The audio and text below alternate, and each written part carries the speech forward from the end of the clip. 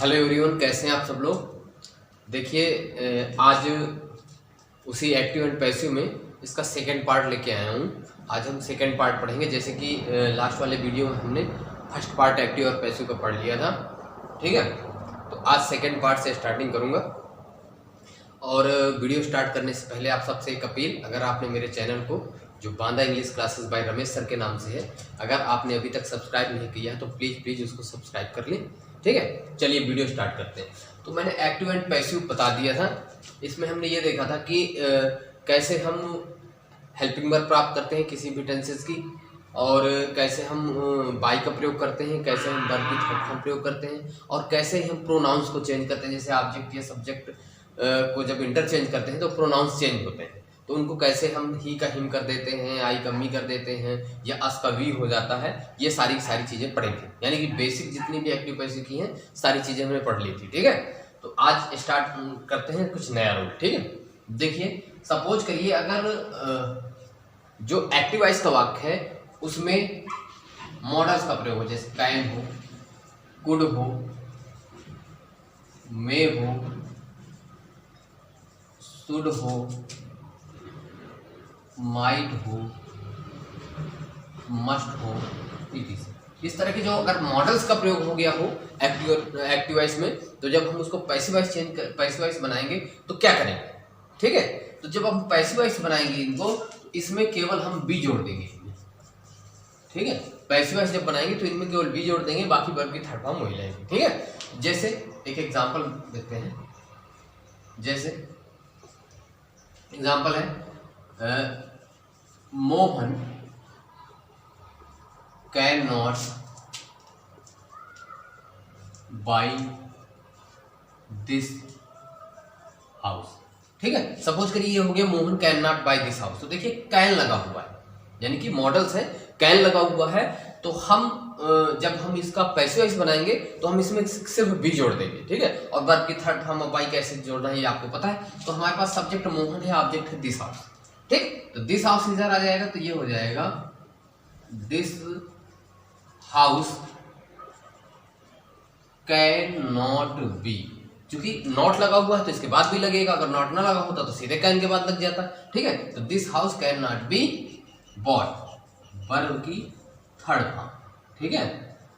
This house can not be bought by Mohan, ठीक।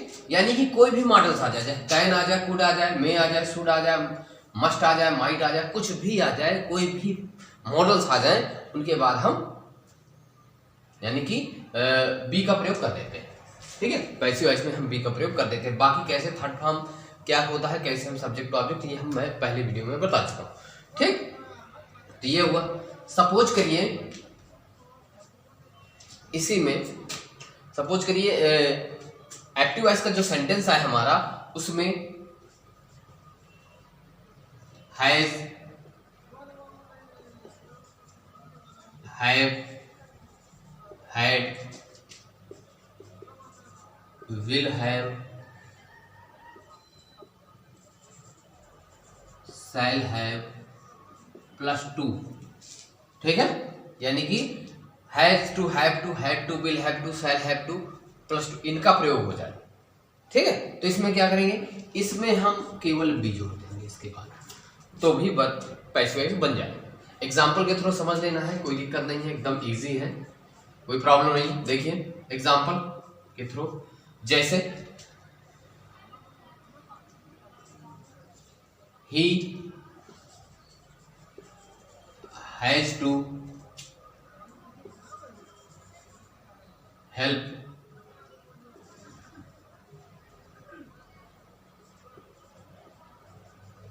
This man, ठीक है।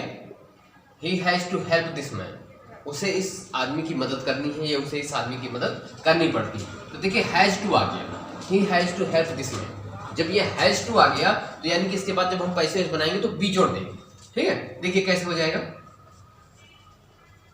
This man has to be, ठीक है। ये हो गया has to be helped by him, ठीक है। ही का क्या हो गया, हिम हो गया, ठीक। तो यानी कि ये देखिए हैज टू बी जोड़ दी, ठीक। तो यानी कि has to, have to, had to, will have to, shall have to, ये अगर चीजें हमारे एक्टिव वॉइस में आ जाती हैं तो जब हम इसे पैसिव वॉइस में चेंज करेंगे तो ऐसे चेंज कर देंगे, ठीक है। इनके साथ बी जोड़ देते हैं, ठीक। एक एग्जांपल और है, वो और एक रूल है। सपोज करिए और चीज आ जाए, देखिए इसको नोट कर लीजिएगा कॉपी में, वीडियो पॉज करके, कॉपी इंपॉर्टेंट है, ठीक है। ये सपोज करिए इस समय कुछ दिन बाद जो है टेट का पेपर, यूपी टेट का एग्जाम लगा हुआ है, उसमें जिन लोगों ने इंग्लिश ले रखी है उसके लिए ये बहुत ही इंपॉर्टेंट टॉपिक चल रहा है, ठीक। अब सपोज करिए एक्टिव वॉइस में is, am, are, was, were, +2, ठीक है, +2 इसका प्रयोग, ठीक है। Is to, are to, am to, was to, were to, इसका प्रयोग हो जाएगा। तो इसके बाद भी हम पैसिव वॉइस में बी जोड़ देते हैं, ठीक है। ऐसे सेंटेंसेस आ जाएंगे तो इनके बाद भी हम पैसिव वॉइस में बी ही जोड़ते हैं। देखिए एग्जाम्पल के थ्रू समझ लीजिए। जैसे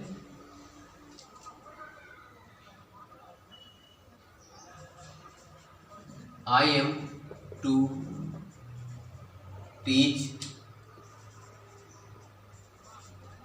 द स्टूडेंट्स एवरी डे, ठीक है। I am to teach the students every day, ठीक है। मुझे प्रतिदिन छात्रों को पढ़ाना पड़ता है, या मुझे प्रतिदिन छात्रों को पढ़ाना है, ठीक है। तो M2 आ गया, ठीक। अब यहाँ पे क्या है, आई है, यहाँ पे द स्टूडेंट है ऑब्जेक्ट, तो ये सब्जेक्ट बन जाएगा, ये आ जाएगा द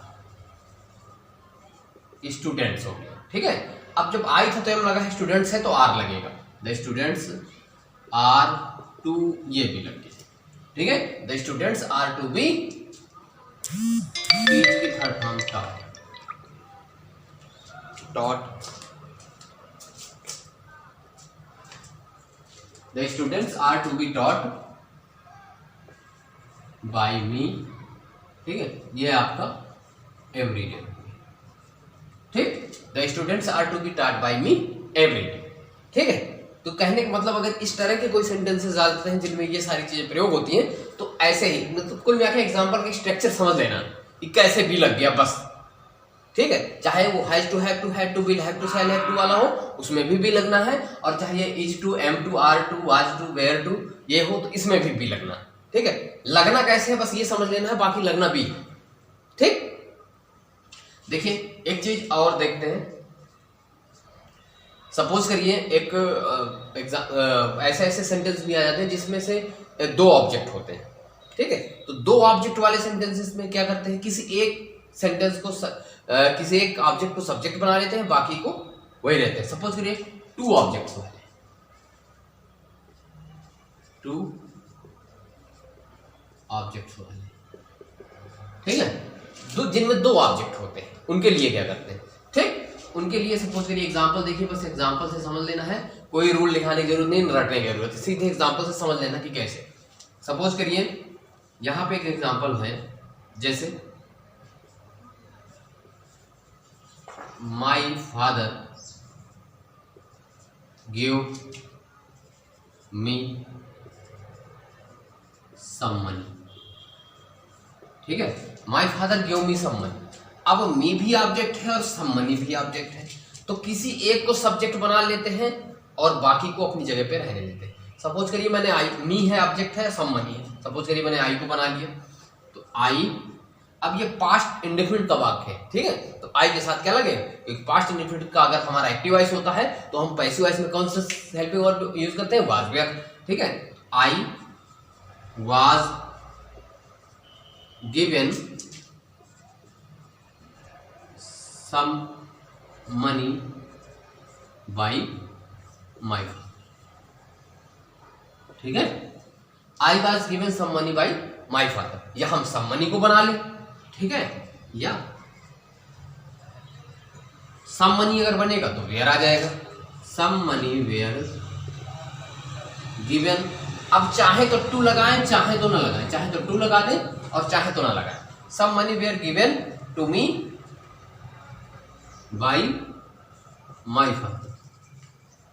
ठीक है, ये टू जो है ये स्वैच्छिक है, यानी कि अगर टू लगेगा तो भी सही है और नहीं लगाया तो भी सही। अगर ये तभी हमने बना दिया some money were given me by my father तो ये भी सही है, और अगर ये आ गया some money were given to me by my father वो भी सही है। ठीक है, तो ये टू को लगाएं और चाहे ना लगाएं कोई दिक्कत नहीं है इस टू में। अगर टू को लगाना चाहते हैं तो लगा दीजिए, नहीं लगाना चाहते हैं तो हटा भी सकते हैं, इसमें कोई दिक्कत नहीं। ठीक है, तो ये चीजें ठीक।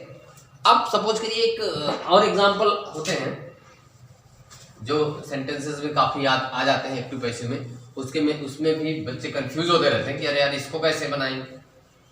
ठीक है, उसके लिए भी कोई दिक्कत नहीं है। देखिए कुछ सब्जेक्ट्स ऐसे होते हैं कि पैसिव वॉइस जब हम बनाते हैं तो उन्हें एज ए ऑब्जेक्ट रखने की कोई जरूरत नहीं होती। ठीक है, कुछ चीजें कभी कभी जैसे सार्वभौमिक हो गई, यूनिवर्सल ट्रूथ हो गई, यानी कि और कैसे ऐसे कुछ होते कि कोई भी कौन कौन से, जैसे समवन या समबॉडी। ठीक है, समवन आ जाए या समबॉडी आ जाए या नो वन आ जाए या नो बॉडी आ जाए, कभी कभी पीपुल आ जाए। ठीक है, तो भी हम इनको ऑब्जेक्ट की जगह पे फिर प्रयोग नहीं करते हैं। ठीक, अगर ये चीजें आ जाएंगी तो इनको ऑब्जेक्ट के रूप में रखने की कोई आवश्यकता नहीं है। एक एग्जांपल के तौर पर देखते हैं।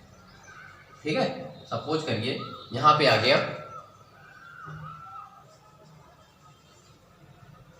someone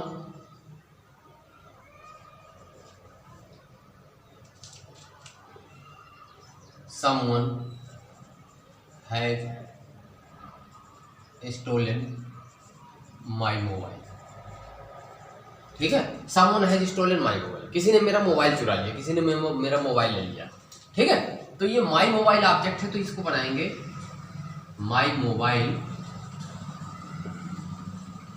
हैज बीन, क्योंकि ये पास्ट प्रेजेंट परफेक्ट है तो पास्ट परफेक्ट कंटिन्यूअस आ जाएंगे, हैज बीन हैव बीन लगेगी, तो my mobile has been stolen. ठीक है, बस इतना सफिशिएंट है, बाय समवन लगाने की कोई जरूरत नहीं क्योंकि किसने चुराया पता ही नहीं। ठीक है, तो my mobile has been stolen. इसी तरह से एक एग्जांपल और देखते हैं, जैसे आ गया nobody can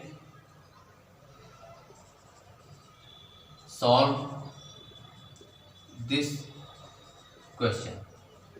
know body can solve this question. ठीक है, तो दिस क्वेश्चन है तो ये आ जाएगा this question can not be solve. ठीक है, ये बी लग गया क्योंकि कैन लगा है तो बी लग जाएगा। ठीक है, तो no question this question can not be solve. ठीक, यानी कि कहने का मतलब बाई नो बॉडी लगाने की कोई जरूरत नहीं, कोई सॉल्व ही नहीं कर सकता। ठीक, तो this question can not be solve. इस तरह की अगर चीजें कोई आ जाती हैं तो हम जब पैसिव वॉइस बनाते हैं तो इनको ऑब्जेक्ट के रूप में लिखने की कोई आवश्यकता नहीं होती है, कोई दिक्कत नहीं। ठीक है, तो ये एक पार्ट हुआ एक्टिव पैसिव का। ठीक है, अभी लगभग दो पार्ट और आएंगे, एक इंट्रागेट, ये तो असर्टिव का रहा, एक इंट्रागेटिव का आएगा, एक इंपरेटिव का आएगा, और अभी एक इंपॉर्टेंट वीडियो लेके आऊंगा जिसमें ये बताया जाएगा कि बाई की जगह पे क्या प्रीपोजिशन यूज करनी। ठीक है, क्योंकि हर एक सेंटेंस ऐसा नहीं होता है एक्टिव वॉइस का कि जिसमें बाई ही लगना है। ठीक, कुछ ऐसे सेंटेंसेस भी होते हैं जिनमें बाई के स्थान पर अन्य प्रीपोजिशन प्रयोग होती है, उनके लिए एक पर्टिकुलर वर्ब्स आनी जरूरी है।